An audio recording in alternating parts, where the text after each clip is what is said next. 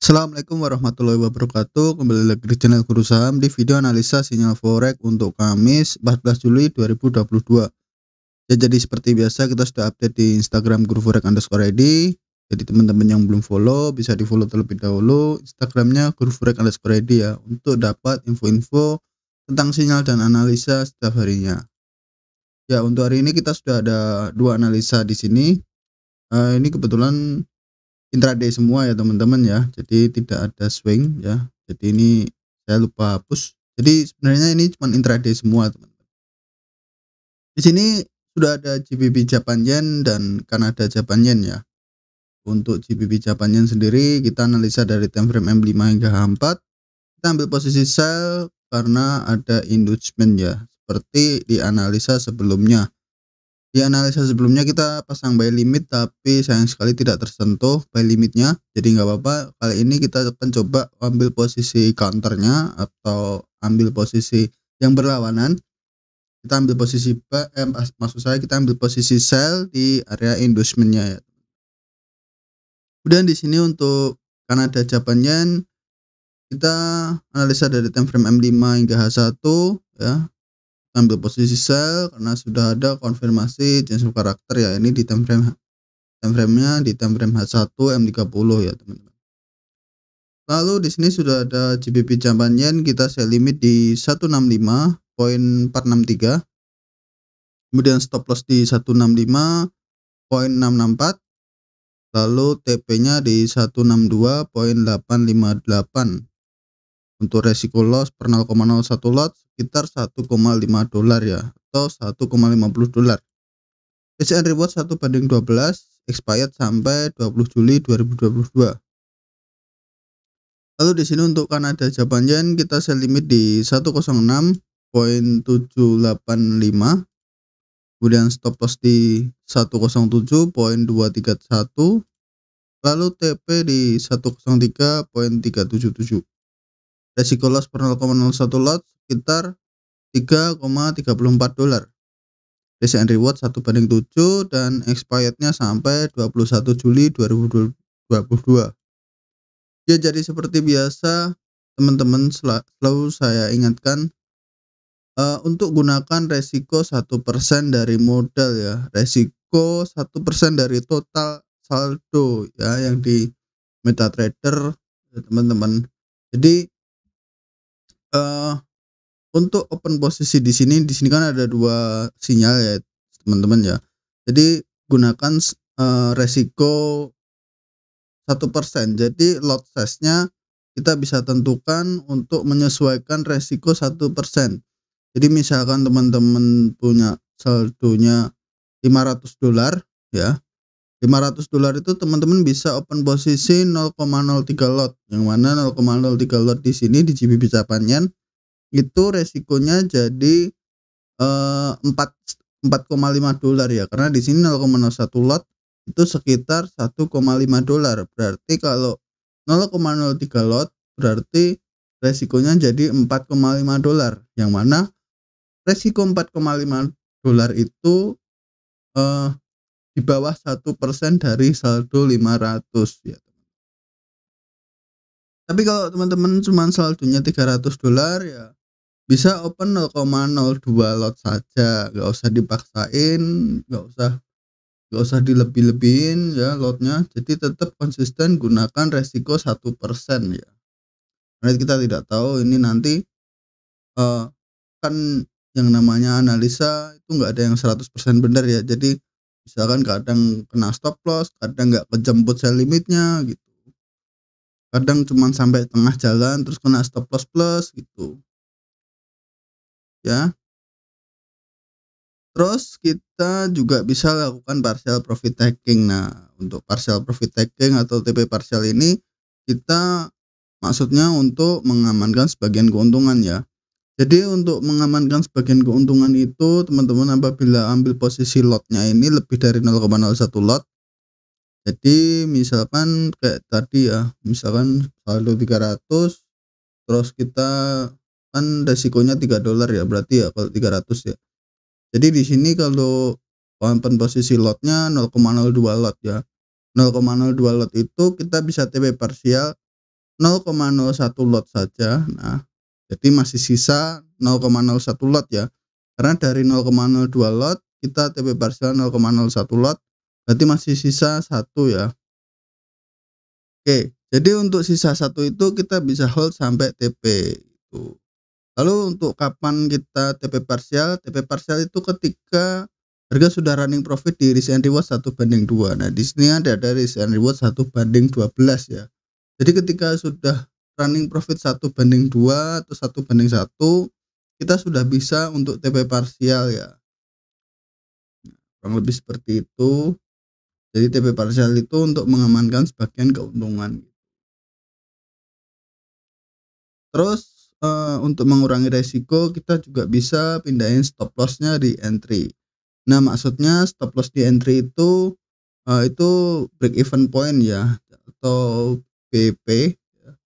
Jadi itu stop loss-nya ini kan di 165.664 ya, dan entry di 165.463. Nah, ini stop loss-nya ini kita edit, kita adjust, kita samain dengan letak entry kita. Nah, jadi letak SL-nya ini kita edit, kita samain dengan letak entry kita. Atau dilebihin dikit juga nggak apa-apa, karena ini posisi sell jadi 165.460 lah. Jadi ketika harga tidak sesuai dengan analisa, jadi sudah running profit, sudah jalan 1/2, terus berbalik arah nih. Jadi balik arah, terus kembali lagi ke tempat entry dan menyentuh stop loss, ya kita nggak masalah gitu. Karena kita sudah sempet TP parsial juga sebelumnya. Dan kita nggak rugi apapun kalau stop loss itu tersentuh gitu.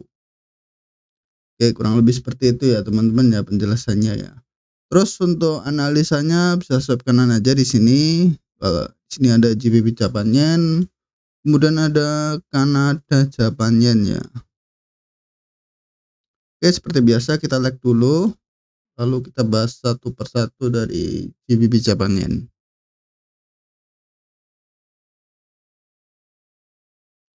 Oke, di GBP Japan Yen ini sebelumnya kita ada sinyal buy ya, 12 Juli kemarin atau 2 hari yang lalu. Nah, di sini kita hampir tersentuh ya buy limitnya ya, sayang sekali tidak tersentuh.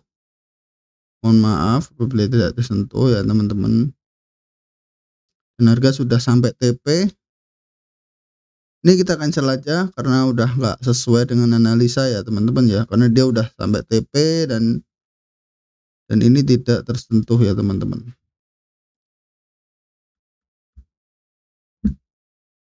Oke, ini kita cancel aja. Terus kalau kita perhatikan di sini ada yang namanya area inducement juga atau liquidity ya. Terus di sini juga ada area liquidity yang terbentuk ya. Ini swing high, ini swing high, dan ini swing high. Dan di sini menariknya dia sempat sideways ya di sini ya sebelum dia drop. Jadi dia membentuk area liquidity dulu di sini. Nah, sebelumnya juga harga juga sempat tembus ke atas, jadi di area liquidity itu diambil order block di sebelah sini ya, harga naik ya, ambil area order block di sini dan turun lagi membuat area liquidity. Dan berarti di sini masih ada area order block yang belum tersentuh sama sekali ya teman-teman. Harga sudah lanjut untuk turun terlebih dahulu dan sampai sekarang belum tersentuh sama sekali order block sebelah sini ya. Oke, jadi kita pakai untuk ambil order blocknya di sebelah sini. Oke, itu untuk letak kita entry teman-teman.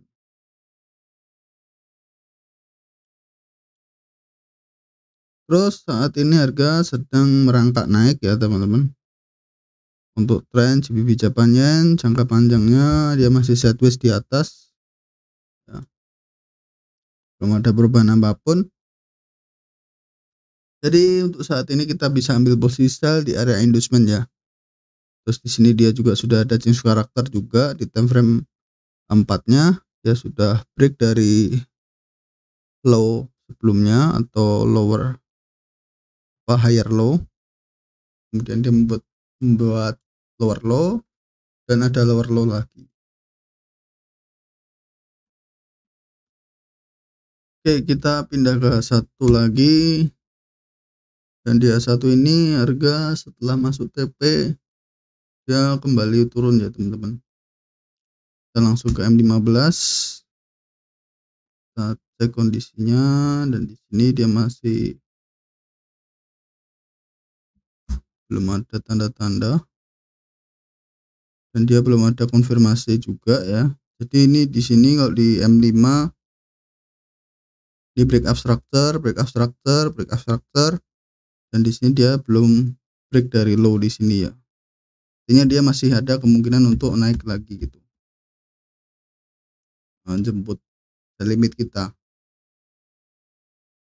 Terus kalau kita cek di sini tadi ya, letak kita entry, kita berada di sini di order block M5 teman-teman. Nah, di sini ini order block M5 yang kita pakai untuk entry sell kita gitu. Jadi range-nya dari candle bullish terakhir ini, range 2 kali ukuran candle, di sini sell-nya, di sini stop loss-nya. Terus untuk letak presisinya kita pakai di M1 ya. Oke, sebelum itu kita coba lihat dulu di sini.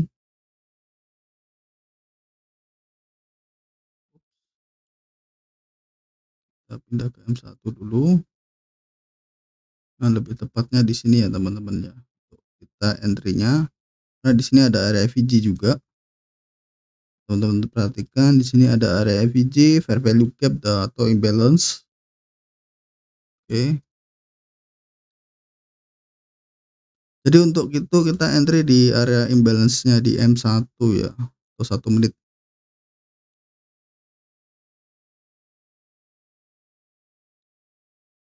Oke, kita coba cek di M15. Ini kita close dulu.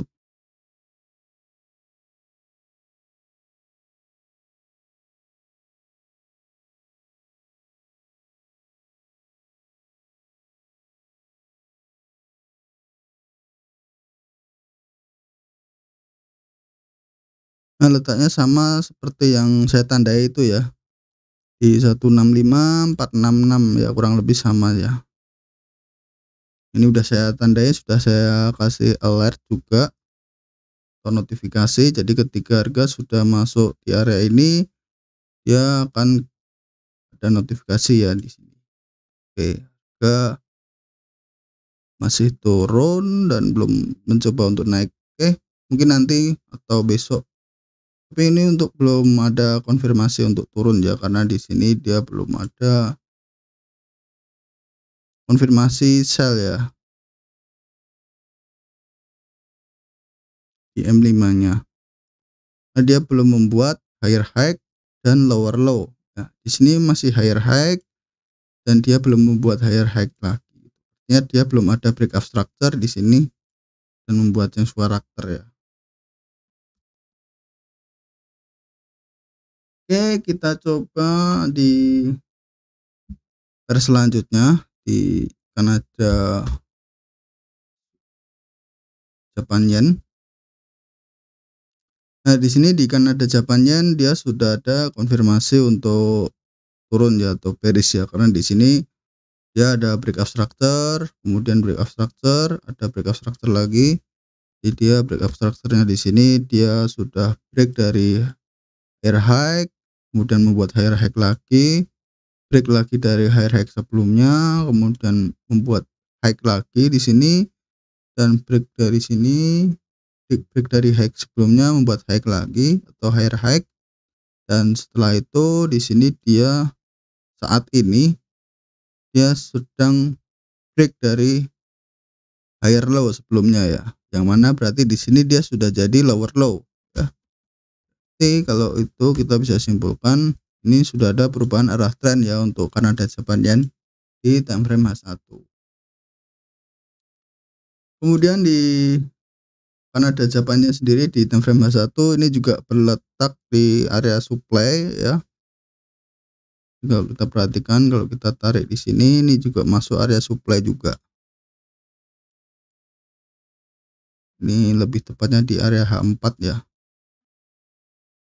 Harga juga sudah masuk ke area supply di H4.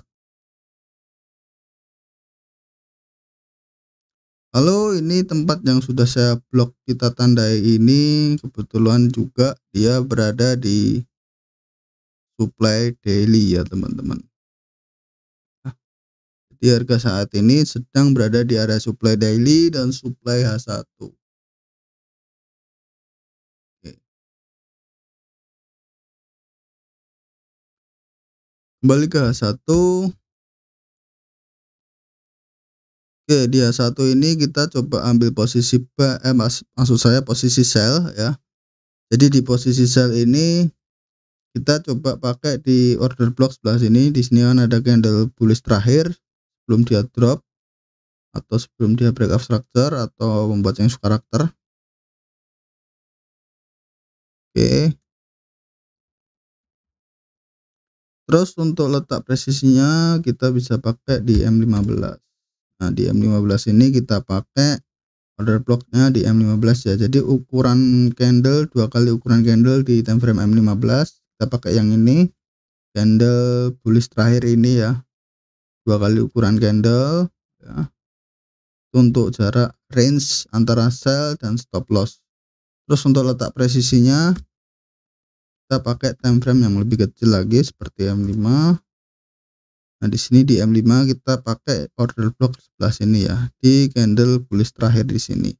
Dan di dalam M5 itu kita ada di M1 juga. Ini juga kebetulan ada area FVG, tapi kita ambil tengah-tengahnya saja di sini. Kurang lebih seperti itu ya untuk letak presisinya. Kita entry di Kanada Japan Yen.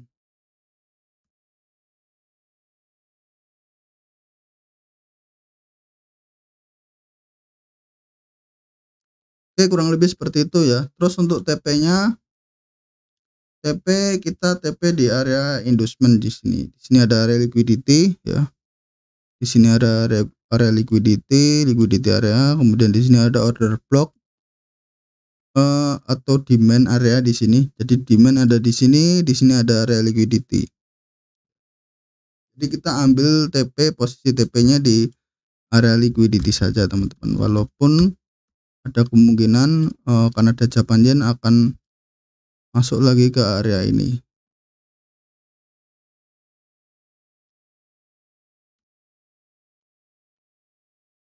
Oke, mungkin cukup sekian ya untuk kedua analisa kita hari ini, GBP Japan Yen dan Kanada Japan Yen. Semoga bermanfaat dengan video analisa hari ini. Yang udah profit pertahankan, yang masih loss terus belajar, pertahankan risk manajemennya karena itu adalah kunci untuk profit konsisten jangka panjang ya.